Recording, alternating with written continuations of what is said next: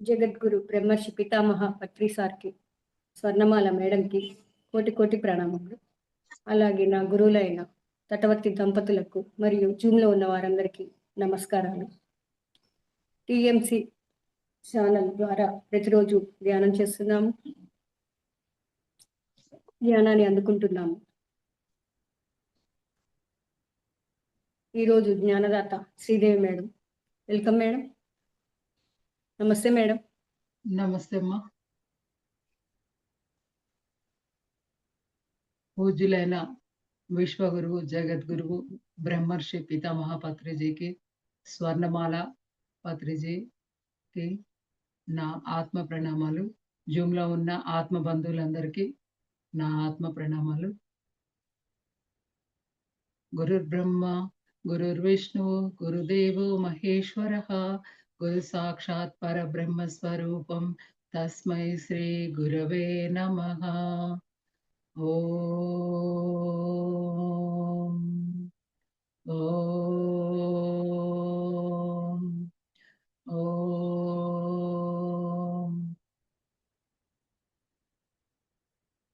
మహాభారతంలో మహానీయులు, వాళ్ళల్లో ఒకడైన అభిమన్యుడి గురించి ఈరోజు తెలుసుకుందామండి. మొదటిగా అభిమన్యుడు ఎలా పుట్టాడు, భూమి మీదకి ఎలా వచ్చాడు అనేది తెలుసుకుందాం. చంద్రుడి యొక్క కుమారుడు సోముడి వర్చస్సు ద్వారా అభిమన్యుడు జన్మ తీసుకోవడం జరిగిందండి. ఆయన జన్మకు ఒక కారణం ఉంది. వీరుడైన అభిమన్యుడిని కిందికి వచ్చి జన్మ తీసుకోమని కోరడానికి ఒక బలమైన కారణం ఉంది. దేవతలు ఆయనను అడిగారు, వర్చస్సుని కిందికి పంపించమని. నా కుమారుణ్ణి నేను పంపించను అని చెప్పేసి చంద్రుడు అంటాడు. అయితే దానికి రెండు బలమైన కారణాలున్నాయి. అక్కడికి వెళ్ళడం వల్ల ఒక కార్యక్రమం ఆయన ద్వారా జరిగేది ఉంది. ప్లస్ ఆయన ఎన్నో రోజులు అక్కడ ఉండడు. కొన్ని రోజులే ఉండి తర్వాత వచ్చి నీ దగ్గరికి చేరుకుంటాడు అని చెప్తాడు. అలా చెప్పిన తర్వాత చంద్రుడు ఒప్పుకుంటాడు. ఆయన వర్చస్సు వచ్చి సుభద్ర గర్భంలో అభిమన్యుడిగా జన్మ తీసుకుంటుంది. సుభద్ర అర్జునుడి భార్య. పాండవులలో మధ్యముడైన అర్జునుడి యొక్క భార్య సుభద్ర. ప్లస్ శ్రీకృష్ణుడికి చెల్లెలు. శ్రీకృష్ణుడికి సుభద్రకి చాలా చాలా అన్నా చెల్లెళ్ళ అనుబంధం చాలా ఎక్కువగా ఉంటుంది. వాళ్ళు ఎల్లప్పుడూ మాట్లాడుకునేవాళ్ళు. అన్ని విషయాల గురించి కూలంకుషంగా తెలుసుకునేవాళ్ళు. అలా మాట్లాడుతూ, మాట్లాడుతూ ఉండడం వల్ల కృష్ణుడి యొక్క స్నేహితుడు ప్లస్ మేనత్త కొడుకైన అర్జునుడంటే ఆమె అభిమానాన్ని పెంచుకుంటూ ఉంటుంది. కానీ బలరాముడు ఇంకో అన్న, ఆయనకిష్టం ఉండదు సుభద్రని వాళ్ళకిచ్చి పెళ్లి చేయడం. అయినా శ్రీకృష్ణుడు సుభద్రకి, అర్జునుడికి పెళ్లి చేస్తాడు. అర్జునుడు సుభద్రని పెళ్లి చేసుకున్న తర్వాత తను గర్భవతి అవుతుంది. గర్భవతి అయినప్పుడు అర్జునుడు ఆమెకి భార్యాభర్తలు మాట్లాడుకునే సందర్భంలో ఒకరోజు ఆమెకు చెప్తాడు. దేని గురించి? పద్మవ్యూహం గురించి చెప్తాడు. పద్మవ్యూహం ఎలా పన్నుతారు, అందులోకి వెళ్ళడం ఎలా అనే విషయాలు మొత్తం చెప్తాడు. చెప్పిన తర్వాత ఇంకా ఎలా వస్తది అని జెప్పేసి చెప్తూ ఉంటే ఆమెకి నిద్రొచ్చేస్తది, పడుకుంటది. ఇంకా తర్వాత వినదనమాట ఆమె. దాంతోటి అదయిపోతుంది. తర్వాత వచ్చి చెల్లెల్ని తీసుకెళ్తాడు కృష్ణుడు. దేనికోసము? గర్భవతిగా ఉంది గదా! పుట్టింటికి వెళ్ళాలి గదా! అని జెప్పేసి తీసుకెళ్తాడు. తీసుకెళ్ళినప్పుడు ఆమె మాట్లాడుకునేటప్పుడు ఏం జేస్తుందంటే, ఎల్లప్పుడూ అన్నా చెల్లెళ్ళు మాట్లాడుకునేటప్పుడు గర్భవతిగా ఉన్న ఆమె కృష్ణుడి దగ్గర ఎక్కువ టైం ఉండి, రాజ్యానికి సంబంధించి, ఈ యుద్ధ విద్యలకు సంబంధించి అన్ని విషయాలు కూడా శ్రీకృష్ణుడిని అడిగి తెలుసుకుంటది. అది అందరికీ తెలిసిన ఒక విషయం ఏందంటే, శ్రీకృష్ణుడు యుద్ధ విద్యల్లో ద్రోణాచార్యుడి దగ్గర ప్రియ శిష్యుడిగా చేరి ప్రతి ఒక్క విద్యను నేర్చుకున్నాడు అర్జునుడు. అర్జునుడు నేర్చుకున్నప్పుడు అర్జునుడి యొక్క ప్రతాపాలన్నీ కూడా ఆయనలో ఎంత యుద్ధ నైపుణ్యత ఉంది, ఎంత బా అస్త్ర విద్యల్లో ఆయనకెంత ప్రావీణ్యం ఉన్నది, అవన్నీ కూడా గర్భవతిగా ఉన్నప్పుడే శ్రీకృష్ణుడి ద్వారా పుట్టింట్లో ఉండి కొన్ని తెలుసుకుంటుంది. భర్తతో మాట్లాడినప్పుడు కొన్ని విషయాలు తెలుసుకుంటూ ఉంటుంది. ఇవి అన్నీ కూడా అభిమన్యుడు ఆమె కడుపులో ఉన్నప్పుడు వినడం వలన ఆయన చాలా విషయాలు కడుపులో ఉన్నప్పుడే తెలుసుకుంటాడు. ఏం చేస్తాడంటే అభిమన్యుడు పుడతాడు. పుట్టిన తర్వాత అర్జునుడి దగ్గరికొచ్చేస్తుంది. అర్జునుడి దగ్గరికొచ్చినప్పుడు అర్జునుడు తన కొడుకుకి తనకు తెలిసిన అన్ని విద్యలు నేర్పుతాడు. ఒక పద్మవ్యూహంలోకి వెళ్ళడం, రావడం అంత చిన్న పిల్లవాడికి పద్మవ్యూహం ఎందుకులే అని చెప్పడు. కడుపులో ఉన్నప్పుడు విన్న సంగతి ఆయనకు తెలీదు. కానీ తనకు వచ్చిన దాదాపు అన్ని అస్త్రశస్త్ర విద్యలన్నీ కూడా కుమారుడికి నేర్పిస్తాడు. ఇలా పెరిగి పెద్దవాడవుతుంటాడు అభిమన్యుడు. పెద్దగా అయిన తర్వాత కొన్ని రోజులకి ఏమైతుందంటే, చిన్నతనంలోనే అతి బల పరాక్రమవంతుడు. ఏదైనా ఒకసారి చెప్పగానే నేర్చుకునేది పుట్టుకతోటే అభిమన్యుడికి అలవడుతుంది. అది పెరుగుతూ ఉంటే ఇంకా ఇంకా ఆయన నైపుణ్యాలన్నీ కూడా పెరుగుతా ఉంటాయి. ఆయన జీవించి ఉన్నంత వరకు ఎట్టి పరిస్థితుల్లోనూ ఆత్మాభిమానం కోల్పోకుండా చిన్నవాడైనా గాని పెద్దవాళ్ళ ఆలోచన ఎలా ఉంటుందో అలా ఆలోచించేవాడు. ప్రతి క్షణం తన ఆత్మాభిమానాన్ని కాపాడుకునేవాడు. ప్లస్ ధర్మాలన్నీ చక్కగా తెలుసుకున్నాడు. ధర్మం ప్రకారంగానే అన్నీ మాట్లాడడం గాని, చేతలు గాని అన్నీ అలా అలవాటు చేసుకున్నాడు. పెరిగి పెద్దవాడవుతుంటాడు. ఉప పాండవులందరూ పెద్దగా అవుతుంటారు. ఇంగ శకుని ఏం జేస్తాడు, వీళ్ళు మంచిగుండడం చూసి వీళ్ళకి ఏమి దక్కకుండా ఉండాలి అని జెప్పేసి జూదంలో ధర్మరాజుని పిలుస్తాడు. జూదం ఆడదాం రమ్మని జెప్పేసి. జూదం ఆడతారు. జూదం ఆడినప్పుడు ధర్మరాజు ఏం జేస్తాడు, ఫస్టు తను ఓడిపోతాడు. తన రాజ్యం కోల్పోతాడు. తర్వాత తన తమ్ముళ్ళని కోల్పోతాడు. ఆ తర్వాత తన భార్యను గూడా తీసుకొస్తారు. ఆమెకి వస్త్రాపహరణం చేస్తారు. అన్ ఆ వస్త్రాపహరణం విషయంలో ద్రౌపది భర్తలని చాలా తప్పుపడుతుంది. ఎవరు కూడా నన్ను కాపాడట్లేరు అని జెప్పేసి అడుగుతుంది. రాజ్యసభలో ఉన్న పెద్దవాళ్ళని గూడా అడుగుతుంది. ఇంతమంది పెద్దవాళ్ళున్నారు. ఎవ్వరు గూడా నన్ను కాపాడలేకపోతున్నారు. ఇంత ఘోరమైన తప్పు చేస్తున్నప్పుడు ఎవ్వరు కూడా ఆపడం లేదు. మీకిది న్యాయమా అని జెప్పేసి ప్రతి ఒక్కళ్ళని కూడా నిలదీస్తుంది. ఆ క్రమంలో అన్నీ ఓడిపోతారు. ధర్మరాజు వాళ్ళ అన్నలు నలుగురు ప్లస్ ద్రౌపదిని తీసుకొని ఓడిపోయిన సందర్భంగా 12 సంవత్సరాలు అరణ్యవాసము, 1 సంవత్సరం అజ్ఞాతవాసము ఇవన్నీ కూడా చేయాలని జెప్పేసి నిర్ణయించుకుంటారు. నిర్ణయించుకున్నప్పుడు ఏమైతుంది? వీళ్ళందరూ వెళ్తారు. వెళ్ళినప్పుడు శ్రీకృష్ణుడొస్తాడు. వచ్చి మీరు అరణ్యవాసం వెళ్ళినప్పుడు ఆహ్, సుభద్ర రానవసరం లేదు. సుభద్రని, అభిమన్యుడిని నేను తీసుకెళ్తా అని జెప్పి చెప్తాడు. సుభద్రని, అభిమన్యుడిని ద్వారకకు తీసుకెళ్తాడు. వీళ్ళు అరణ్యవాసం వెళ్తారు. సుభద్రని, అభిమన్యుడిని ద్వారకకు తీసుకెళ్ళి, ఇంకా అంతకుముందు ఆయనకు తెలియని విషయాలన్నీ గూడా తన దగ్గర ఉంచుకొని, అన్నీ కూడా ఆయనకింకా నేర్పిస్తాడు అన్నీ. విద్యాభ్యాసం ఇంకా వేరే గురువుల దగ్గర గూడా తనకు తెలియని విషయాలు, ఇంకా తెలియని ఎన్నో రకాలైన విషయాల గురించి ఆయనని పంపించి, ఆయనకు విద్యాభ్యాసం మొత్తం కంప్లీట్ చేపిస్తాడు. అన్నిట్లో ఆరితేరిన విధంగా అతి బల పరాక్రమవంతుడిగా అభిమన్యుడిని శ్రీకృష్ణుడు తీర్చిదిద్దుతాడు. ద్వారకలోనే ఉంటాడు.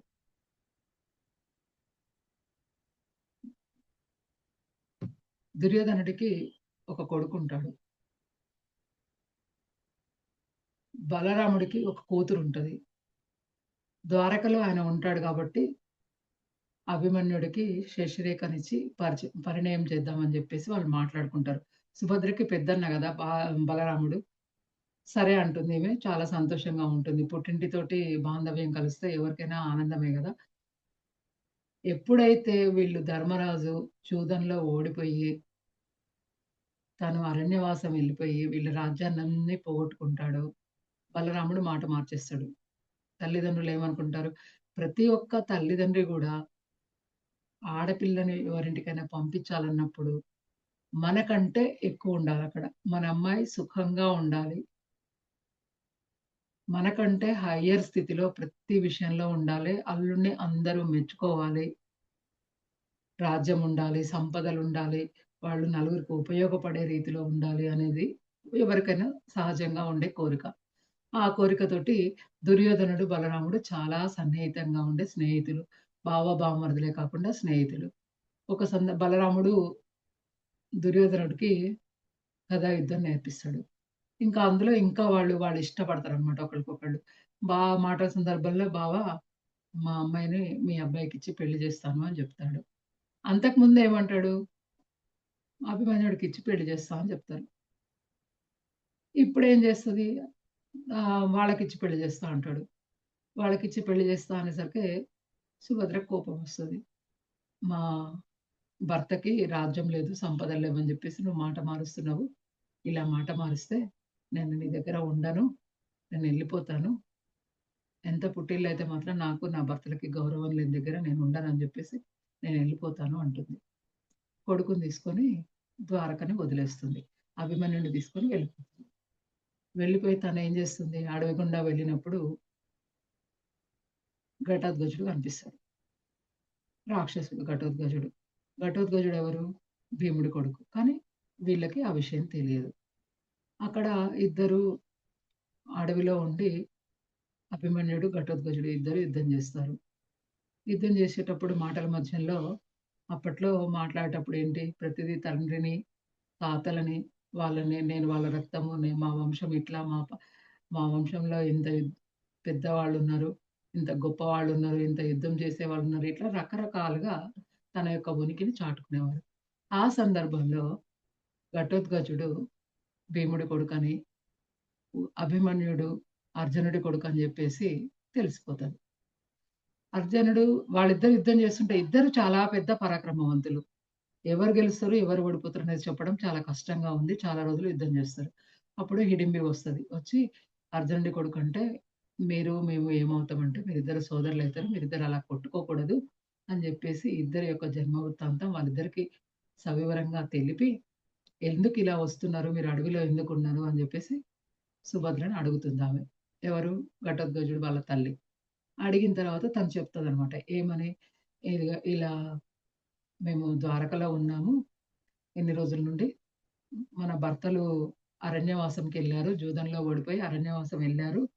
మేమిన్ని రోజులు ద్వారకలో ఉన్నాము. కానీ ఇలా అభిమన్యుడికి తనని శశిరేఖనిచ్చి పరిచయం చేస్తా అని బలరాముడు మాట తప్పిండు. మాకింకక్కడ ఉండబుద్ధి కావడం లేదు. మేము మళ్ళీ ఎక్కడికైనా వెళ్దాం అని జెప్పేసి వెళ్తున్నాము అని చెప్తది. అయ్యో! మీరలా వెళ్ళవద్దు అని జెప్పేసి అభిమన్యుడిని, సుభద్రని హిడింబి ఉండే చోటుకి తీసుకెళ్తుంది. ఘటోత్కచుడు మాట ఇస్తాడు. ఏమని? నీవు ప్రేమించిన అమ్మాయిని నీ దగ్గరికి తీసుకొచ్చి నేనే నీకు పరిణయం చేస్తాను. నువ్వు దాని గురించి దిగులు పడవద్దు. అప్పటి వరకు మీరు నా ఇంట్లో సురక్షితంగా ఉండండి అని జెప్పేసి వాళ్ళిద్దరిని తీసుకెళ్తాడు. అభిమన్యుడిని తీసుకెళ్ళి వాళ్ళ ఇంట్లో ఉంచుకుంటారు. కొన్ని రోజులైన తర్వాత ఇక్కడ విషయాలన్నీ వాళ్ళు తెలుసుకుంటుంటారు. ఏం జరుగుతుంది? ఎప్పుడు జరుగుతుంది? ఎలా జరుగుతుంది? అనేది తెలుసుకుంటారు. శ్రీకృష్ణుడికి అన్ని విషయాలు తెలుసు. అన్నీ ఆయన గమనిస్తూ ఉంటాడు. తర్వాత శ్రీకృష్ణుడు ఘటోత్కచుడికి హెల్ప్ చేస్తాడు. వెళ్తారు. ఈ పెళ్లి చేసుకోవాలి. ఎవరికి? శశిరేఖకి లక్ష్మణ కుమారుడు. లక్ష్మణ కుమారుడు ఎవరంటే దుర్యోధనుడి కొడుకు. వాళ్ళిద్దరికీ పెళ్లి చేయాలి. వాళ్ళిద్దరికి పెళ్లి చేస్తానికి దుర్యోధనుడు, బలరాముడు నిశ్చయం చేసుకుంటారు. పెళ్లి చేయాలని చెప్పేసి వాళ్ళందరూ ద్వారకకొస్తారు. అప్పుడేం చేస్తాడు ఈయన? శశిరేఖని తీసుకొని పడుకున్నప్పుడు శశిరేఖని తీసుకొనొచ్చి అభిమన్యుడి దగ్గర ఉంచి, శశిరేఖ రూపంలో ఘటోత్కచుడు అక్కడుంటాడు. అక్కడ ఉండి తన యొక్క బలాక్రమంతోటి రాక్షసులు కాబట్టి వాళ్ళకి చాలా మాయలుంటాయి. తన యొక్క తెలివితేటలతోటి, మాయలతోటి వాళ్ళందరికీ తను శశిరేఖ అనే వాళ్ళకందరికీ చెప్పి రకరకాల మాయలు చేసి లక్ష్మణ కుమారుడికి విపరీతంగా భయపెట్టేసి ఆయన ఇంక నాకు ఈ పెళ్లి వద్దు అని ఆయన చేతనే అనిపిస్తాడు. అనిపిచ్చేసి ఇంకా వాళ్ళు అక్కడి నుంచి వెళ్ళిపోతారు. వెళ్ళిపోయిన తర్వాత తన నిజ రూపం చూపిచ్చేసి కృష్ణుడికి వచ్చేసి ఏ ముహూర్తానికైతే ఉంచారో అదే ముహూర్తానికి అభిమన్యుడికి, శశిరేఖకి పెళ్లి జరిపిస్తాడు ఘటోత్కచుడు. వాళ్ళ ఇంట్లో. తర్వాత అభిమన్యుడు చాలా హ్యాపీగా ఫీల్ అవుతాడు. ఇలా జరుగుతుంటది. ఇలా జరిగిన తర్వాత కొన్ని రోజులకి మన తల్లిదండ్రులు ఎక్కడున్నారో మా నాన్న దగ్గరికి వెళ్ళాలి అని జెప్పేసి అనుకోని అభిమన్యుడు వాళ్ళ నాన్నని వెతుక్కుంటూ అజ్ఞాతవాసం ఎక్కడున్నారో చూడగూడదు. ఒకవేళ వీళ్ళు ఎక్కడైతే వాళ్ళ ఉనికిని కనుక్కున్నారో మళ్ళీ ఏం జేయాలి తిరిగి 12 సంవత్సరాలు అజ్ఞాతవాసం జేయాలి. అరణ్యవాసం జేయాలి. ఒక రోజు, ఒక సంవత్సరము అజ్ఞాతవాసం జేయాలి. ఏ కారణం వల్ల వాళ్ళ 5గురు పాండవులు, ద్రౌపది ఆరుగురు వాళ్ళ ఉనికి బయట పెడితే మాత్రం మళ్ళీ 13 సంవత్సరాలు చేయాలి. కాబట్టి ఎవరికీ తెలియకుండా తన యొక్క తండ్రి, వాళ్ళ సోదరులు ఎక్కడ ఉన్నారా అని జెప్పేసి అభిమన్యుడు వెతుక్కుంటూ ఉంటాడు. వెతుక్కుంటూ ఉన్నప్పుడు అలా వాళ్ళెక్కడుంటారు, ఒక రాజ్యంలో ఉంటారు. ఆ రాజ్యంలో అందరూ గూడా వాళ్ళకి తెలిసిన రాజు. ఆ రాజ్యంలో ధర్మరాజేమో రాజ్యసభలో ఉంటాడు. అర్జునుడేమో ఆయనకు ఒక శాపం కారణంగా ఒక సంవత్సరం అంతా ఆడ, మగ గాని వేషంలో ఉంటే అందులో రాణివాసంలో ఉన్న వాళ్ళందరికీ నాట్యం నేర్పించుకుంటూ నాట్యకారుడుగా అర్జునుడుంటాడు. భీముడేమో వంటశాలలో ఉండి అందరికీ మంచిగా వండి పెట్టుతూ ఉంటాడు. నకుల సహదేవులేమో గోశాలలో, అశ్వశాలలో ఉంటారు. ద్రౌపదినేమో ఆ రాజ్యమేలే రాణికి అందంగా అలంకరించే విధంగా మాట్లాడుకొని ఉంటుంది. ఒకరోజు కీచకుడొస్తాడు. ఆ రాజుకి బావమరిదయితాడాయన. వస్తాడు. ఈమెను చూస్తాడు. ద్రౌపదిని చూసి చాలా అందంగుంది. ఈమెను నా దగ్గరికి పంపించండి అని అడుగుతాడు. పంపించండి అని అడిగితే ఆమె చాలా రకాలుగా నచ్చచెప్పి చూస్తది. ఆమె చాలా అభిమానవంతురాలు. అలా పంపించొద్దు అని జెప్పేసి చాలా రకాలుగా ప్రయత్నం జేస్తది. ఎంత ప్రయత్నం జేసినా గాని ఆయన ఊరుకోడు. ఇది మొత్తం గూడా నైట్ పూట తన యొక్క భర్తలు అక్కడే ఉంటారు గాబట్టి ద్రౌపది వాళ్ళకి చెప్తూ ఉంది. భీముడిని తీసుకొచ్చేసి ఈమె రూపంలో లోపలికెళ్తాడు. ఆయనను రమ్మని చెప్తది. భీముడిని చంపేస్తాడు. భీముడిని చంపేసిన తర్వాత ఏమైతది? భీముడిని చంపగలిగి కీచకుడిని చంపగలిగే శక్తి ఓన్లీ భీముడికే ఉంటది. కీచకుడు చనిపోయాడు అని ఎప్పుడైతే తెలిసిందో వాళ్ళకి అర్థమైపోతది. ఎవరికి? కౌరవులకి. ఖచ్చితంగా పాండవులు వీళ్ళ దగ్గరే ఉన్నారు. ఇక్కడే ఉన్నారు. కీచకుడు చనిపోయిండు అంటే కీచకుడు చనిపోయిన ప్లేస్‌ల ఖచ్చితంగా భీముడుంటాడు. ఒక భీముడు తప్పితే ఎవ్వరు కూడా ఆయనని చంపడానికి అవకాశం లేదు. అలా చెప్తాడు.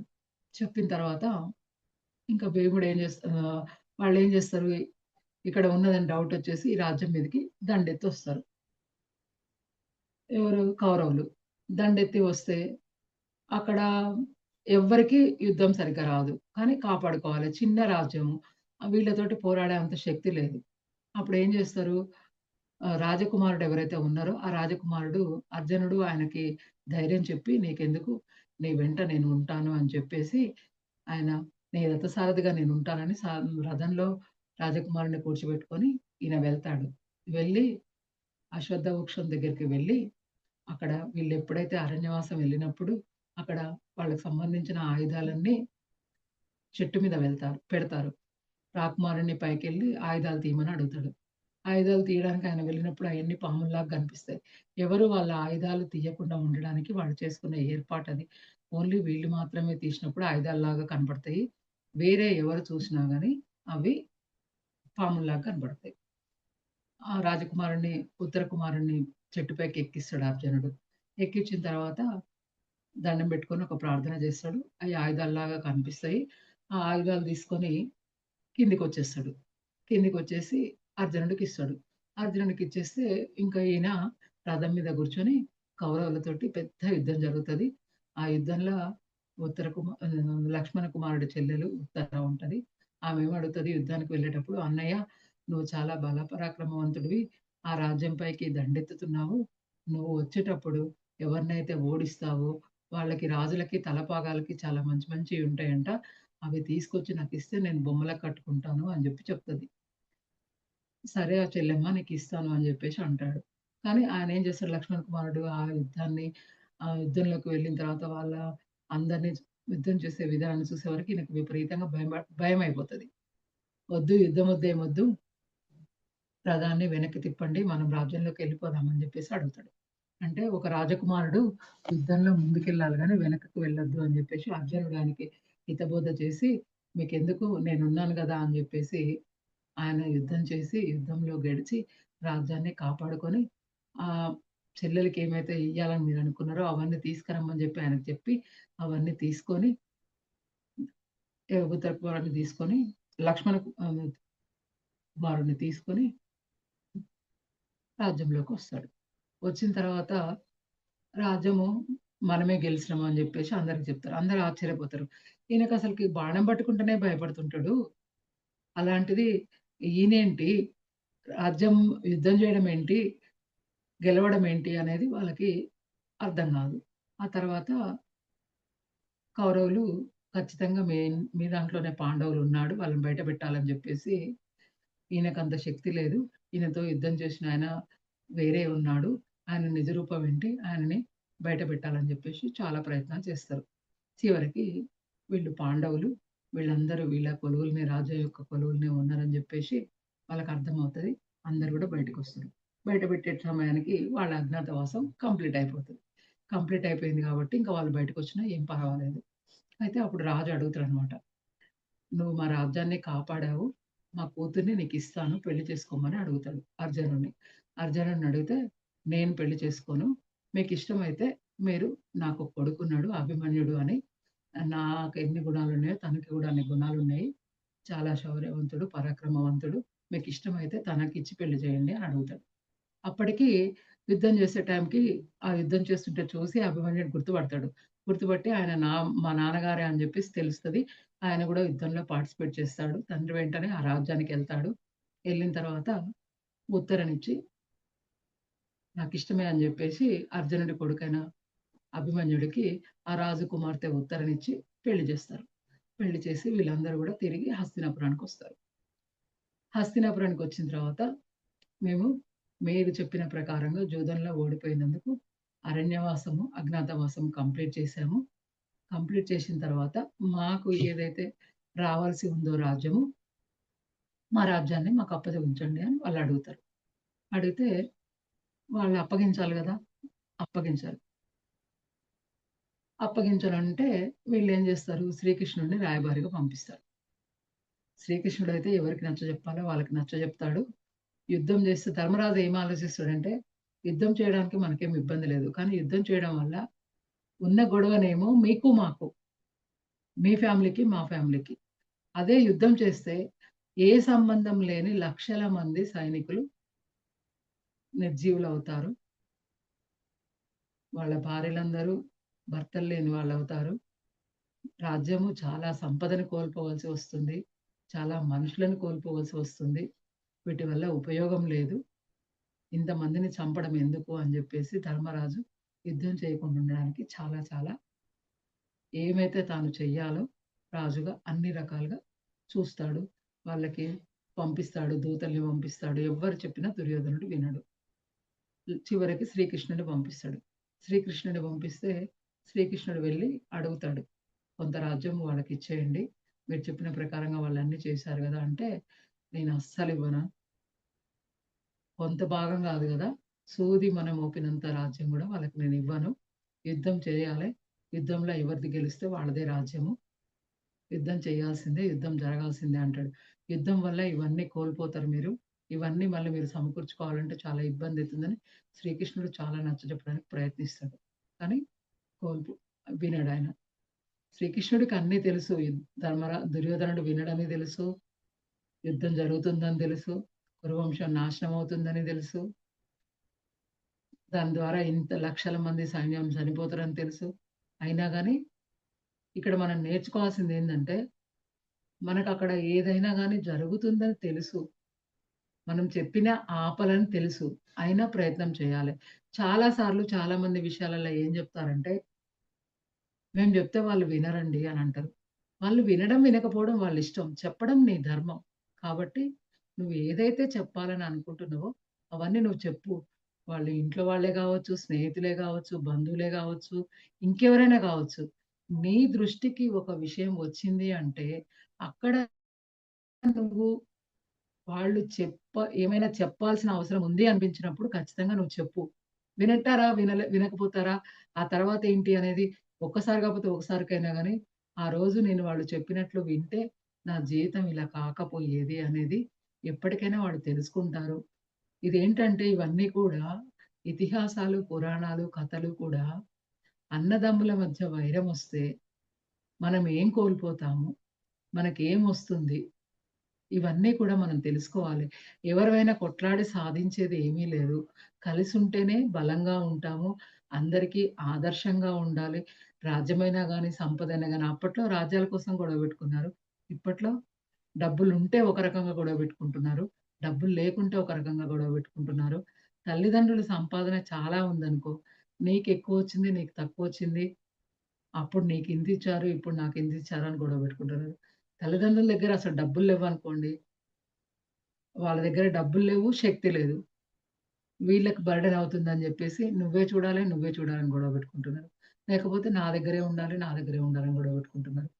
ఎప్పుడైనా గాని ఏ సమస్యలొచ్చినా గాని గొడవలకు పోకుండా కూర్చొని సామరస్యంగా మాట్లాడుకొని ఫలితాన్ని ఆశించకుండా అన్ని విషయాలలో తల్లిదండ్రులకి, తోడబుట్టిన వాళ్ళకి చేదోడు వాదోడుగా ఉన్నట్లయితే మనం మంచిగా ఉండడమే కాకుండా సమాజానికి చాలా హితం చేసిన వాళ్ళం అవుతాము. ఇవన్నీ గూడా శ్రీకృష్ణుడు అనేక సందర్భాలలో మనకి తెలియజెప్పడానికి ఈ స్టోరీ అంతా నడిపిస్తుండు. శ్రీకృష్ణుడు వెళ్తాడు, అడుగుతాడు. ధర్మరాజు ఎంతకి ఒప్పుకోడు. అయిపోతుంది. యుద్ధం డిక్లేర్ చేస్తారు. ఇంకా యుద్ధం చేయాలని జెప్పేసి నిశ్చయించుకుంటారు. నిశ్చయించుకున్న తర్వాత శ్రీకృష్ణుడు వచ్చేస్తాడు. తర్వాత దుర్యోధనుడు, అర్జునుడు ఇద్దరు గూడా శ్రీకృష్ణుడికి వాళ్ళ బావ గాబట్టి మాకు యుద్ధంలో హెల్ప్ చేయమని అడుగుతాడు. శ్రీకృష్ణుడేమో పడుకోడు గానీ పడుకున్నట్టు నటిస్తాడు వీళ్ళ స్వభావాలన్నీ తెలుసుకోడానికి. పడుకొని ఏమంటాడు, వీళ్ళిద్దరొచ్చింది చూసి ఆయన నిద్ర నటిస్తుంటాడు. అర్జునుడొచ్చి కాళ్ళ దగ్గర గూర్చుంటాడు. దుర్యోధనుడొచ్చి తల దగ్గర గూర్చుంటాడు అక్కడ కుర్చీ యేసుంటే. ఇద్దరు పడుకున్నాయనని లేపగూడదు. ఆయన ఎప్పుడు లేస్తే అప్పుడు లేచే వరకు ఆగి, ఆ తర్వాత మనం వచ్చిన సంగతి చెప్పాలి. దీన్ని బట్టి మనకేంటి, మనకు ఎవరితోటన్నా అవసరం ఉంటే హడావుడి పడకుండా వాళ్ళ పనులు తెచ్చుకొని, వాళ్ళు వచ్చినప్పుడు మనకు కావాల్సిన విషయం ప్రస్తావించాలి. అది నేర్చుకోవాలి మనం అందరం కూడా. శ్రీకృష్ణుడు లేస్తాడు. లేచిన తర్వాత ఆయన ఏం చేస్తాడు డైరెక్ట్‌గా అర్జునుడిని చూస్తాడు. అర్జునుడిని చూసి "బావా ఎప్పుడొచ్చావు? ఎందుకొచ్చావు?" అని అడుగుతాడు. ఆ తర్వాత దుర్యోధనుడిని చూస్తాడు. దుర్యోధనుడిని గూడా అడుగుతాడు. కుశలమా అని జెప్పేసి అడిగి ఎందుకొచ్చారు అని అడుగుతాడు. అయితే ఇద్దరు గూడా యుద్ధంలో నీ హెల్ప్ కావాలి. నీ సహాయం కోరి వచ్చాము అని జెప్తారు. అయితే శ్రీకృష్ణుడు ఏమంటాడంటే, నేను యుద్ధంలో హెల్ప్ చేస్తాను. కానీ నాకున్న సైన్యాన్ని మొత్తం ఒకవైపు పెడతాను. నేను ఒకవైపు ఉంటాను. నేను ఆయుధం పట్టను. మీ ఇద్దరికి ఏది కావాలో కోరుకోమని జెప్పేసి అడుగుతాడు. కోరుకోమని అడిగినప్పుడు ఏం జెప్తారంటే ఆయన, దుర్యోధనుడు ఏమంటాడు, "బావ ఇక్కడికొచ్చింది ఫస్ట్ నేను. కాబట్టి మీరు ఫస్ట్ నన్నడగాలె. నేను కోరుకున్న తర్వాత మిగిలింది అర్జునుడికివ్వాలి" అంటాడు. శ్రీకృష్ణుడు ఏమంటాడు, "మీరు ఫస్ట్ వచ్చుండొచ్చు. కానీ నేను లేసి చూసింది ఫస్ట్ అర్జునుడిని. కాబట్టి అర్జునుడు చిన్నవాడు. నేను ఫస్ట్ చూసాను. అర్జునుడిని ఫస్ట్ ఆయన ఏం కోరుకుంటాడో కోరుకున్న తర్వాత మిగిలింది మీకిస్తానని" శ్రీకృష్ణుడు అంటాడు. చాలా సేపు ముగ్గురి మధ్యన వాదన జరుగుతది. జరిగిన తర్వాత శ్రీకృష్ణుడు అంటాడు, "నేను ఫస్ట్ ఎవరైతే వచ్చారో, ఎవరినైతే ఫస్ట్ వచ్చింది సంబంధం లేదు. నేను ఎవరినైతే ఫస్ట్ చూసానో వాళ్ళకే ఫస్ట్ చాయిస్ ఇస్తానంటాడు."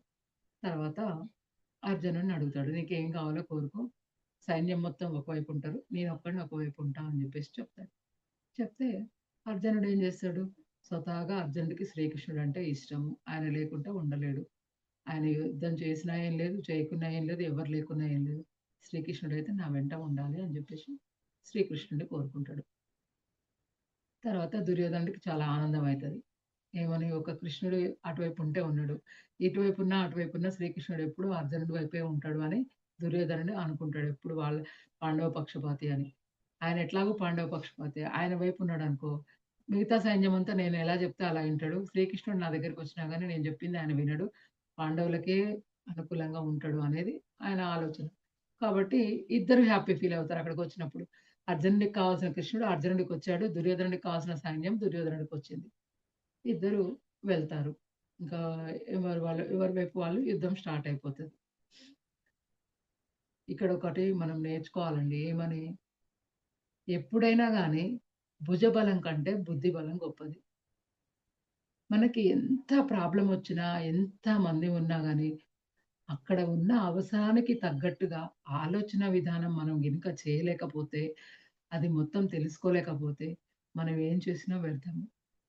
ఇంకా ఏంటంటే, మన బలమెంతో తెలుసుకోవడానికంటే ఇంపార్టెంట్ అయిన విషయం ఏంటంటే, ఎదుటి వాళ్ళకేమున్నాయి ప్లస్ పాయింట్స్.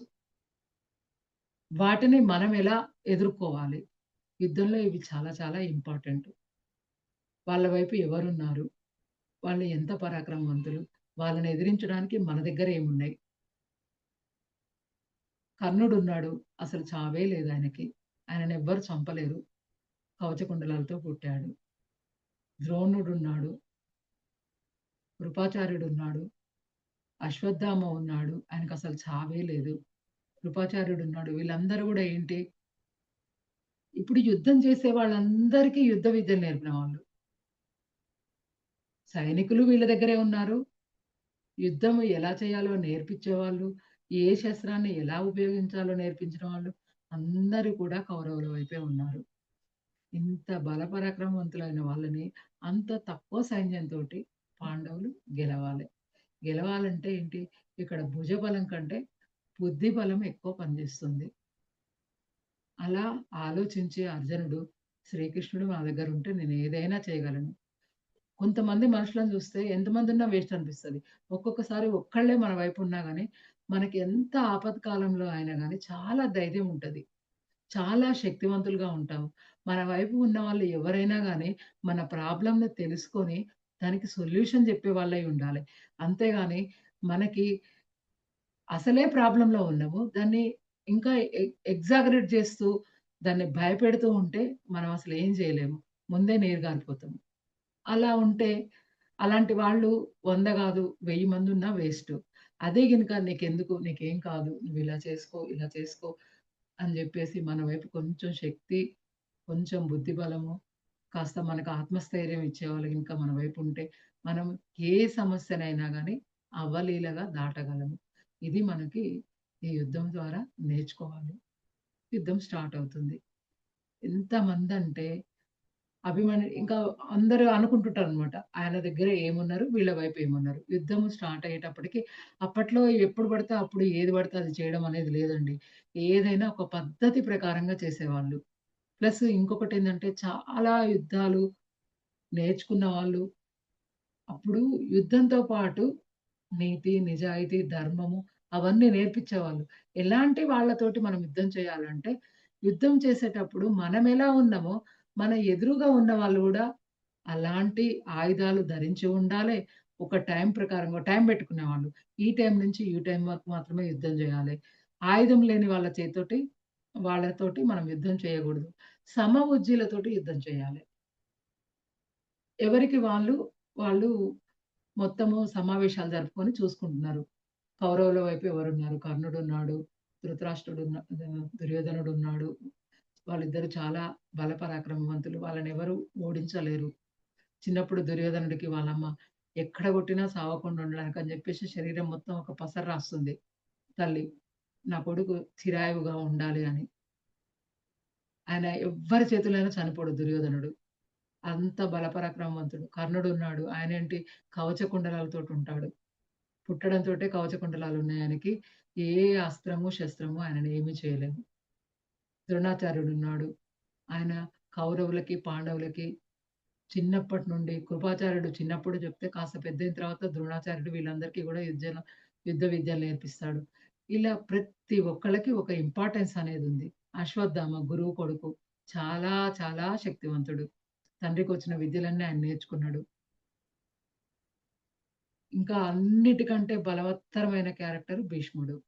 అసలాయనకి చావే లేదు. తండ్రి దగ్గర నుంచి వరం పొందుతాడు. ఇలా చావే లేని వాళ్ళతోటి యుద్ధం చేసి వీళ్ళెలా గెలుస్తారు? అసలు చూడండి. యుద్ధం స్టార్ట్ అయితుంది. అక్కడ ఉన్న వాళ్ళందరూ ఏంది, అన్ని అస్త్రశస్త్ర విద్యలు వచ్చిన వాళ్ళు, ప్లస్ దేవుళ్ళ చేత చావులేని వరం పొందిన వాళ్ళు. అలాంటి వాళ్ళతోటి యుద్ధం చేయాలి అంటే ఎంత ధైర్యం ఉండాలి? ఏం చేస్తే వీళ్ళకేమైతుంది? కురుక్షేత్రం స్టార్ట్ అయింది. కురుక్షేత్రంలా యుద్ధం జరిగినప్పుడు ఒక్కొక్కళ్ళ ఆలోచన విధానాలన్నీ మనం కథనే కాకుండా ఒక్కొక్క క్యారెక్టర్ నుంచి ఒక్కొక్కటి నేర్చుకోవాలి. అందుకే మన జూమ్‌లో మహాభారతంలో మహానీయులు అనే టైటిల్ పెట్టి ఒక్కొక్కళ్ళ గురించి ఒక్కొక్క రోజు మనం చెప్పుకుంటున్నాము. ప్రతి ఒక్కళ్ళు ఒక ఇంపార్టెంట్ పర్సనే. వాళ్ళని జయించాలంటే ఏం చేయాలి? ఎవరు గూడా భూమి మీదకొచ్చిన తర్వాత ఎంత బల పరాక్రమవంతులైనా, ఎన్ని దేవుళ్ళ ఆయుష్షులున్నా గాని, ఆశీస్సులున్నా గాని రావాల్సిందే, పోవాల్సిందే. పునరపి జననం, పునరపి మరణం. కాపోతే కొంతమంది కొన్ని రోజులే ఉంటే, కొంతమంది చాలా రోజులుంటారు. రావడం, పోవడం అనేది మాత్రం ఖచ్చితంగా జరగాల్సినదే. కురుక్షేత్ర యుద్ధం స్టార్ట్ అయితుంది. ఏం జేస్తారు? భీష్ముడిని అందరికంటే అతి బల పరాక్రమవంతుడు భీష్ముడు. ఆయనని దుర్యోధనుడు ఆలోచించి భీష్ముడేంటి అందరికీ తాత. ఎవ్వరు యుద్ధం జేసినా ఎవ్వరు ఆయనను చంపే శక్తి ఆయన దగ్గర లేదు. ఆలోచించి ఆయనని సైన్యాధ్యక్షుడిని చేస్తే ఎవ్వరు కూడా ఆయనను చంపలేరు. సైన్యాధ్యక్షుడిని చంపకపోతే విజ యుద్ధం ఆగిపోదు. ఎప్పుడు మనకే గెలవడానికి అవకాశాలుంటాయని బాగా ఆలోచించి దుర్యోధనుడు భీష్ముడిని సైన్యాధిపతి చేస్తాడు. భీష్ముడు యుద్ధం చేస్తూ ఉంటే పాండవుల మీద ప్రేమతోటి ఆయన పాండవులను చంపలేడు. కానీ ఆయన ఏం చెప్తాడు? నేను పాండవులని చంపను గానీ వాళ్ళ సైన్యాన్ని మొత్తం చంపేస్తా అని చెప్తాడు. అలానే యుద్ధం చేస్తూ 10 రోజుల పాటు అందరిని చంపేస్తాడు. ప్రతిరోజు కూడా 10,000 మంది సైనికులను చంపేస్తాడాయన. ఆయనకిష్టం ఉండదు. ఇంతమంది అన్యాయంగా చచ్చిపోతున్నారు. కానీ ఏంటి భీష్ముడు ఏం చెప్తాడు? రాజ్యానికి రక్షకుడుగా ఉంటాను అని జెప్పాడు.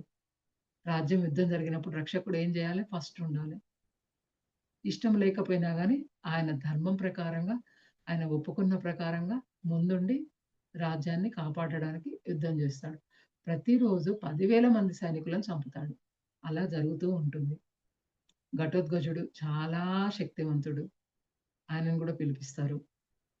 అభిమన్యుడు పాండవులలో ఎవరెవరున్నారు అని జెప్పేసి చూసుకుంటుంటారనమాట. ఒక అర్జునుడే ఎంతో మందిని చంపగలుగుతాడు. ఒక భీముడు ఎంతో మందిని చంపగలుగుతాడు. ధర్మరాజు ధర్మంగా ఏం చేయాలో అవన్నీ చూస్తూ తన శ్రీకృష్ణుడి యొక్క సహాయంతోటి ఆయననక్కడ బెట్టుకొని ప్రతిరోజు కూడా ఏమేం చేయాలి అని జెప్పేసి నిర్ణయించుకొని ఇలా ప్రతిరోజు యుద్ధం జరుగుతూ ఉంటుంది. 10 రోజులు యుద్ధం అయిపోతది. యుద్ధం అయిపోయిన తర్వాత పాండవులు చాలా మంది చనిపోతారు. కానీ కౌరవులు చాలా ఎక్కువ మంది చనిపోతారు. ఎందుకంటే కౌరవులు ఎక్కువ మంది ఉన్నారు గదా! ఎక్కువ మంది ఉన్నప్పుడు ఎక్కువ మంది చనిపోవడానికి అవకాశం ఉంటది. ఎక్కువ మంది చంపుతాడు. కర్ణుడొస్తాడు. అది దుర్యోధనుడొస్తాడు. త విభీష్ వి భీష్ముడి దగ్గరికి వచ్చి ఆయన్నడుగుతాడు. తాత నీకు పాండవుల మీద ప్రేమ ఎక్కువగా ఉంది. నువ్వు యుద్ధం సరిగ్గా చేయట్లేవు. అందుకే పాండవులల్లా ఎక్కువ మంది చనిపోవట్లేరు. నువ్వు వాళ్ళు గెలవాలని కోరుకుంటున్నావు అనంటే భీష్ముడికి కొంచెం బాధ అనిపిస్తది. తను సన్యాసం స్వీకరించినట్టుగా పెళ్లి లేకుండా, పిల్లలు లేకుండా ఓన్లీ రాజ్యం కోసమే ఎంత గొప్పవాళ్ళైనా చేసేది ధర్మం ప్రకారంగా చేస్తున్నా అని అన్నా గాని, ఎవరో ఒకళ్ళు ఒక మాట అంటే మనసుకి బాధైతుంది. నిజంగా మనం కాదు. ఆ విషయం మనకు కూడా తెలుసు. కానీ ఎదుటి వాళ్ళు వాళ్ళ స్వార్థం కోసము వీళ్ళని రెచ్చగొట్టడానికి రకరకాల ప్రయత్నాలు చేస్తూ, ఏ మాట అంటే వీళ్ళు పౌరుషం వస్తదో ఆలోచించుకొని అలాంటి మాటలు మాట్లాడతారు. అలా మాట్లాడినప్పుడు మనసుకు బాధనిపిస్తుంది. కానీ అది ఎందుకంటే వీళ్ళలో ఉన్న పౌరుషాన్ని, అజ్ఞానాన్ని తగ్గించడానికే అని జెప్పాలి. తెలుసుకోవాలి ప్రతి క్షణం ఎరుకలో ఉండాలి. మనం ప్రతి క్షణం ఎరుకలో ఉండాలని అనుకుంటాము. ఎవరైనొచ్చి మనల్ని ఏదైనా అనంగానే మనకు వెంటనే కోపమొస్తది, బాధైతది అన్నొస్తాయి. అలా భీష్ముడంతటి వాడిని దుర్యోధనుడొచ్చి, "నువ్వు యుద్ధం సరిగ్గా చెయ్యట్లేవు. ఇలా అని జెప్పేసి అనగానే ఆయనకు బాధైతది. బాధయ్యి ఏమని జెప్తాడంటే, "రేపటి యుద్ధంలో అర్జునుడిని నేనన్నా చంపుతా. నన్ను అర్జునుడన్నా చంపుతాడు. రేపు చూడు నువ్వు" అని జెప్పేసి చెప్తాడు. యుద్ధం నెక్స్ట్ డే స్టార్ట్ అవుతుంది. స్టార్ట్ అవుతే రకరకాల మాయలతోటి మొత్తానికి భీష్ముడిని చంపేస్తారు. ఆయుధం లేకుండా చంపకూడదు అని. అసలు ఆయన ఆయుధం పడితే ఎవరు ఆయనను చంపలేదు. శిఖండిని ఎదురుంగా పెట్టేసి ఆయనని అస్త్ర సన్యాసం చేపిచ్చేసి అర్జునుడు కృష్ణుడిని చెప్తాడు. ఖచ్చితంగా నువ్వు చంపాల్సిందే భీష్ముడిని అని చెప్తాడు. ఎందుకు తాతని చంపాలి అనంటే, ధర్మం ప్రకారంగా చంపాల్సిందే తప్పదు. ఆయన అధర్మం వైపు ఉన్నాడు. నువ్వు ఆలోచించొద్దు. చంపాలి అని జెప్పేసి చెప్తాడు. అసలు యుద్ధం చేసినప్పుడు అర్జునుడు అందరిని చంపాలి. తాతలు, తండ్రులు అందరిని కలిపి చంపి మనం బాగుకున్నదేంటి అని అడిగి బాధపడుతున్నప్పుడు శ్రీకృష్ణుడు అర్జునుడికి బోధించిన విజ్ఞానమే భగవద్గీతగా మనమందరం ఇప్పుడు వింటున్నాము. అందులో భాగంగానే ధర్మం ప్రకారం నువ్వేం జేసినా గాని అది నీకు అంటదు. తాత లేడు, తండ్రి లేడు. యుద్ధం చేస్తున్నావు. ఎదురుగా ఉన్న వాళ్ళ వైపు చంపాలి అంతే అంటాడు. భీష్ముడు చంపేస్తాడు. కానీ భీష్ముడికి ఒక వరం ఉంది తండ్రి ద్వారా. ఏంటిది వరము? ఆయన ఎప్పుడు కోరుకుంటే అప్పుడు మాత్రమే చనిపోగలుగుతాడు. ఎవరు ఆయనను చంపేది లేదు. ఎన్ని సంవత్సరాలైనా ఆయన బ్రతికుంటాడు. ఆయన చనిపోవాలని కోరుకుంటే మాత్రమే ఆయన చనిపోతాడు. అదొకటి. ఆయన అస్త్రశస్త్రాలు ఆయన పట్టుకొని ఉన్నప్పుడు ఆయననెవరు జయించలేరు. ఖచ్చితంగా విజయం ఆయనదే. అస్త్రశస్త్రాలు ఉన్నప్పుడు జయించలేరు కాబట్టి శిఖండిని ఎదురుగా పెట్టుకుంటారు. కాబట్టి అయన్నీ కింద పడేస్తాడాయన. ఈయన చంపేస్తాడు. కానీ ఆయన చనిపోకూడదు గదా! చనిపోకూడదు కాబట్టి ఆయన ఏం జేస్తాడు, మొత్తం శరీరం అంతా బాణాలతోటి ఆయనకి రక్తగాయాలయ్యే విధంగా ఏస్తాడు. ఏసిన తర్వాత రథం మించి ఇలా కింద పడుతుంటే, అంత పెద్ద గొప్ప మహానుభావుడు ఆయన శరీరం కింద పడకూడదు. నువ్వు బాణాలతోటి అంపశయ్య తయారు చేయమని శ్రీకృష్ణుడు చెప్తే, అర్జునుడు అంపశయ్య తయారు చేస్తాడు. రథం మీద నుంచి అంపశయ్య మీద పడతాడు. ఎవరు? భీష్ముడు. పడ్డ తర్వాత ఒక సందర్భంలో అడుగుతాడనమాట శ్రీకృష్ణుడిని. ఎవరు? భీష్ముడు. కింద పడిపోయిన తర్వాత, "శ్రీకృష్ణ నీకన్నీ తెలుసు. అయినా గాని నువ్వెందుకిలా చేస్తున్నావు? నన్ను ఇంత క్షోభ ఎందుకు పెడుతున్నావు? దానికంటే నేను ఒక్కసారే చనిపోతే అయిపోతది గదా!" అంటే శరీరంలో ఉన్న రక్తం మొత్తం ఒక్కొక్క చుక్క కిందికి పడిపోయే వరకు బాణాలేస్తాడు అర్జునుడు. ఎవరికి? భీష్ముడికి. ఆ తర్వాత అంపశయ్య మీద పడుకుంటాడు. అప్పుడు దక్షిణాయనం. ఉత్తరాయణం వచ్చే వరకు అలా ఉంచి, ఉత్తరాయణం వచ్చిన తర్వాత ఆయన చనిపోవాలి అని జెప్పేసి, ఉత్తరాయణం వరకు వచ్చేసి, అప్పుడు భీష్ముడు చనిపోతాడు. ఆ రోజుని మనము భీష్మ ఏకాదశిగా చెప్పుకుంటాము. ఏకాదశి రోజు ఆయన ముక్తి పొందుతాడు. అప్పటి బాణములతోటి తగిలి అంపశయ్య మీద ఉన్నన్ని రోజులు కూడా భీష్ముడు ఆ టైం గూడా వృధా చేసుకోకుండా ఏం జేశాడు? ధర్మరాజుకి రాజనీతికి సంబంధించిన విషయాలన్నీ బోధించాడు. విష్ణు సహస్రనామాలని మనకందించాడు. శ్రీకృష్ణుడు చెప్తాడు ఏమని భీష్ముడికి? "నీకు తెలియని విషయం కాదు భీష్మ. రాజ్యంలో నిండు సభలో ద్రౌపదిని తీసుకొచ్చేసి వస్త్రాపహరణం జరిపించారు. ఆ పాపం ఊరికే పోదు. ఒక ఇంటి ఆడబడుచు అంతమందిని కోరి అలాంటి అకృత్యం జరగకూడదు అని జెప్పేసి బతిమిలాడింది అందరిని ఆపమని. ఎవ్వరు కూడా ఆపలేదు. నువ్వు గూడా చూసావు కానీ ఆపలేదు. ఒక ఆడ మనిషి యొక్క వేదన నువ్వు చెయ్యకపోవడమే గాదు, తప్పు చేసినప్పుడు నివారించకపోవడం గూడా దోషమే" అని జెప్పేసి శ్రీకృష్ణుడు భీష్ముడికి చెప్పాడు. దీని ద్వారా మనం ఏం దెలుసుకోవాలి? ఏదైనా ఒక తప్పు జరిగినప్పుడు నీ దగ్గరికి వచ్చి నువ్వు అడగకపోయినా గాని, అక్కడ నువ్వున్నప్పుడు ఖచ్చితంగా దాన్ని ఖండించాలి. లేదంటే దానికి సంబంధించిన ఆ తప్పుకి ఏ శిక్ష అయితే ఉంటుందో, అది నువ్వు కూడా భరించాల్సిందే. అది కర్మ సిద్ధాంతం. ఎవరు దానికి అతిథులు గారు. తద్వారా భీష్ముడు అన్ని రకాలుగా బ్లడొచ్చే విధంగా ఆయన ఉండి, ఆ బ్లడ్ అంతా పోయిందాకా వేదనను అనుభవించి, తర్వాత భీష్మ ఏకాదశి రోజు ముక్తిని పొందాడు. భీష్ముడు అయిపోయిండు. ఆ తర్వాత కర్ణుడిని చేస్తారు. కర్ణుడిని చంపడానికి ఇంకా అదొకటి. అధర్మము, ధర్మము అనేదేం లేదు. అక్కడ ఎదుటి వాళ్ళని బట్టి ఇంకా ఏంటి కర్ణుడికి కవచకుండలాలు లేవని జెప్పేసి ఉన్నప్పుడు ఆయననెవరు జయించలేరని వేరే వాళ్ళు అర్జునుని తండ్రి ఎళ్లి కవచకుండలాలు భిక్షగా ఆడపోసుకుంటాడు. దానంగా తీసుకొచ్చేసి అలా కర్ణుడిని చంపుతారు. ఇంకా వీళ్ళ పాండవులని చంపాలి.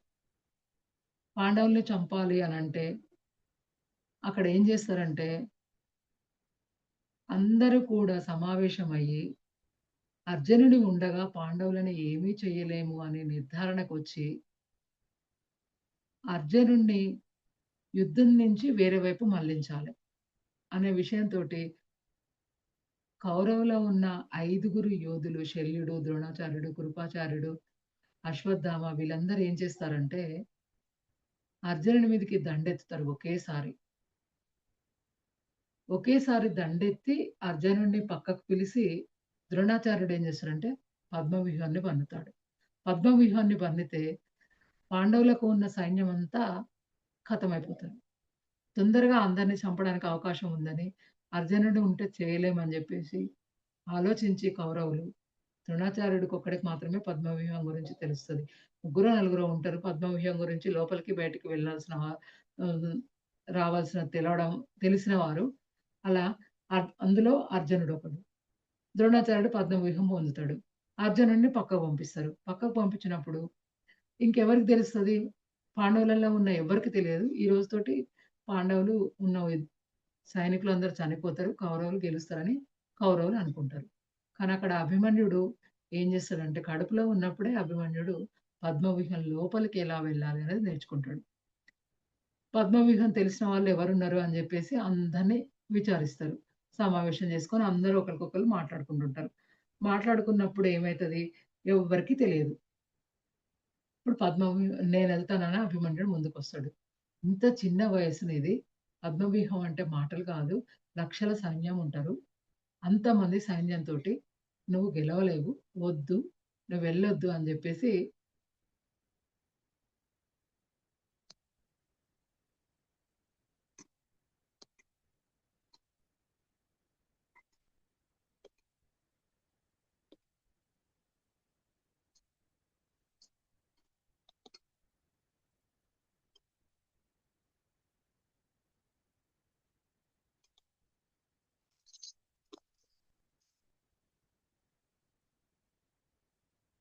హలో సరిత వినిపిస్తుందా?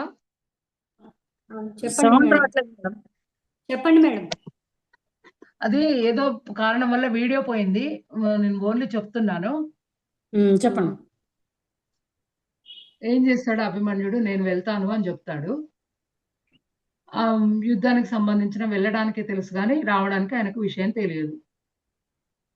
16 సంవత్సరాల వయసులోనే పద్మవ్యూహంలోకి అభిమన్యుడు ప్రవేశిస్తాడు. ప్రవేశించి ఆయన కౌరవులకు సంబంధించిన సైనికులందరిని కూడా చంపేస్తాడు. చాలా వీరోచితంగా పోరాటం చేస్తాడు. ఎవ్వరు ఆయనకి హెల్ప్ చేయడానికి రాదు. ఎందుకంటే అందులోకి పోవడానికి ఓన్లీ ఆయనకొక్కడికే తెలుసు. వాళ్ళేమో చాలా మందుంటారు. ఈయనేమో ఒక్కడే ఉంటాడు. అందుకోసము భారతంలో అభిమన్యుడే గాకుండా వీరాభిమన్యుడు అని ఆయనకు బిరుదుంటది. ఎప్పుడైతే ఈయన యుద్ధంలోకి వెళ్ళి అందరిని చంపేసి ఇంకా చంపేయడం అయిపోతది. సైనికులందరూ చంపుతారు. ఏంటి అసలు ఈయన గొప్పతనం ఏంటి? ఎంతమందొచ్చినా చనిపోతున్నారు. ఈయన ఒక్కడే ఇంత పెద్ద యుద్ధం చేస్తున్నాడు. ఒక్క చిన్న పిల్లగాడు ఇంత యుద్ధం చేస్తున్నాడు. ఇంతమందిని చంపేస్తున్నాడు. ఏంటి ఈయన బలపరాక్రమం ఇంతుంది. ఎలా ఈయనని ఎదుర్కోవాలి అని జెప్పేసి అప్పటికప్పుడు కౌరవులందరూ గూడా ఆలోచిస్తారు. ఆలోచించి ఇక్కడ ధర్మం లేదు, అధర్మం లేదు.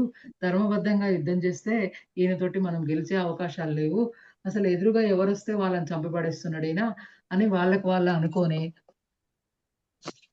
5గురు కౌరవులలో అతి పెద్ద యుద్ధ వీరులల్లా శల్యుడు, కృపాచార్యుడు, ద్రోణాచార్యుడు, అశ్వత్థామ 5గురు కూడా ఒకేసారి అభిమన్యుడికి చుట్టూగా వచ్చి ఒకళ్ళేమో ఒకేసారి ఈయన దగ్గరున్న కిరీటాన్ని పడేస్తారు. ఒకళ్ళేమో ఆహ్, బాణాలేసేది ఉంటుంది గదా! బాణం, ధనుస్సు వాటినన్నిటిని విరగ్గొట్టేస్తారు. సార హ్మ్. బ రథం ఇరగ్గొట్టేస్తారు. అన్నీ ఒక్కొక్కళ్ళు ఒక్కొక్కటి అన్నీ ఇరగ్గొట్టేస్తారు. ఇరగ్గొట్టేసేసరికి రథం కిందకి కుంగిపోతది. రథం మీద నుంచి ఈయన కింద పడిపోతాడు. ఆయుధాలు లేవు. యుద్ధం ఏం చేయాలి? ఎప్పుడైనా గాని ఆయుధం లేని వాడితోటి యుద్ధం చేయకూడదు. అది యుద్ధ నీతి. కానీ ఈయనేం చేస్తాడు? వాళ్ళ దగ్గర ఈయనని ఎదుర్కొనే శక్తి మనకెలాగూ లేదు. మనం అయన్నీ ఉంటే సరిపోదు. కుదరదు ఎలాగైనా మనం గెలవాలి అని అభిమన్యుడి దగ్గరున్న అన్నీ లేనప్పుడు నిరాయుధుడుగా కింద పడిపోతాడు. బాణాలేసేస్తారు. శరీరం మొత్తం గాయాలైపోతాయి అభిమన్యుడికి. అయినా ఆయన ఎలాంటి ఆవేశం లేకుండా మన రాజ్యాన్ని మనం కాపాడుకోవాలి. నా దగ్గర శరీరంలో శక్తి ఉన్నంత వరకు పోరాడాలి అని జెప్పేసి, రథానికి ఉన్న ఒక చక్రాన్ని తీసుకొని, దాన్నే ఆయుధంగా మలుసుకొని, శరీరం మొత్తం గాయాలైనా గాని, దానితోటి యుద్ధం జేస్తాడు. తన శాయశక్తులా ప్రయత్నం చేసి, ఎంతమందిని చంపాలో అంతమందిని చంపివేసి, తర్వాత నేలకొరుగుతాడు. అప్పుడేంటి అర్జునుడు లేడు. అభిమన్యుడిని చంపేశాడు. అభిమన్యుడు చంపేస్తే, అభిమన్యుడు చనిపోయిండనే బాధతోటి అర్జునుడు కొడుకు చనిపోయిండు గదా! అని జెప్పి ఆయన యుద్ధం వదిలేస్తాడు. బాధలో ఉంటాడు. ఆయనని ఈజీగా మనం గెలవగలము అనేది కౌరవుల యొక్క ఉపాయం. కానీ అదేమీ నెరవేరదు. అర్జునుడు వాళ్ళందరూ ఎళ్ళిపోయిన తర్వాత వాళ్ళందరిని ఎదిరించి మళ్ళీ యుద్ధంలోకొస్తాడు. వచ్చేవరకే పద్మవ్యూహం పన్నారు. అంటే పద్మవ్యూహం ఎవరికీ తెలవదు గదా! ఎవరిని పంపించారు మరి యుద్ధం చేయడానికని అర్జునుడు అడుగుతాడు. అడిగితే అభిమన్యుడు ఎళ్ళిండు అని జెప్తాడు. అభిమన్యుడు ఎళ్ళిండు అనంటే, అరే! వాడికి ఎప్పుడు తెలుసు వాడు ఓ చిన్న పిల్లగాడు వాడిని పంపిస్తే ఎట్లా అని జెప్పేసి అంటే, లేదు అభిమన్యుడికి అన్నీ తెలుసు. నేనెళ్తానని జెప్పేసి తానే వెళ్ళాడు అని పంపిస్తారు. పోయి చూసే వరకు అభిమన్యుడు చనిపోతాడు. చనిపోతే అర్జునుడు చాలా బాధపడతాడు. చనిపోయిండు అని. చనిపోయిండని బాధపడ్డ తర్వాత శ్రీకృష్ణుడొస్తాడు. వచ్చి ఇంకా "నువ్వలా బాధపడొద్దు. యుద్ధంలో తండ్రి లేడు, కొడుకు లేడు. ఆయన చనిపోకపోతే ఆయన ప్లేస్‌లో నువ్వు చనిపోయేవాడివి. నిన్ను కాపాడడానికి తను చనిపోయిండాయన" అని శ్రీకృష్ణుడు చెప్తాడు. అభిమన్యుడు చనిపోతాడు. అభిమన్యుడు చనిపోయినప్పుడు అభిమన్యుడి భార్య గర్భవతి. వీళ్ళేం చేస్తారు కౌరవులు, సాయంత్రం అయిన తర్వాత అసలు యుద్ధం చేయకూడదు. కానీ సాయంత్రం అయిన తర్వాత మొత్తానికి మొత్తం పిల్లలు, పెద్దోళ్ళు అనకుండా కురువంశంలో ఎవరైతే మగవాళ్ళు అనేవాళ్ళు ఉన్నారో వాళ్ళందరిని కూడా పడుకున్నప్పుడు చంపేసొస్తారు. ఒక్క అభిమన్యుడి భార్య మాత్రమే గర్భవతి కాబట్టి గర్భంలో ఉన్న శిశువుని చంపడానికి అవకాశం లేదు గదా! అని జెప్పేసి మిగతా వాళ్ళందరిని చంపేస్తారు. ఈమె డెలివరీ అయితే మళ్ళీ కొడుకు పుడతాడు. కురువంశం మళ్ళీ అభివృద్ధి చెందుతది. అప్పుడెట్లా అని ఆలోచించి గర్భంలో ఉన్న శిశువుని కూడా చంపాలి. పాండవులకి అసలు వంశం అనేది ఉండకుండా చెయ్యాలి అని జెప్పేసి, ఉత్తర గర్భంలో ఉన్న శిశువుని కూడా చంపడానికి ఒక అస్త్రాన్ని ప్రయోగిస్తారు. అస్త్రాన్ని ప్రయోగిస్తే వంశం నిర్వంశం అవుతుందని శ్రీకృష్ణుడు తెలుసుకొని, వాళ్ళకి హెల్ప్ చేసి, అలా చంపడం కరెక్ట్ కాదు. గర్భంలో ఉన్న శిశువుని చంపడం కరెక్ట్ కాదు అని జెప్పేసి, దానికి ఒకటి అడ్డం వేసి, ఆ శిశువుని శ్రీకృష్ణుడు కాపాడతాడు. శ్రీకృష్ణుడు కాపాడినప్పుడు ఆయన అభిమన్యుడి కొడుకే పరీక్షిత్తు. తర్వాత వాళ్ళ వంశం అందరూ చనిపోయినా ఆయనొక్కడే మిగులుతాడు. ఆయన వల్ల మళ్ళీ వంశాన్ని అభివృద్ధి పరుచుకుంటారు వీళ్ళు.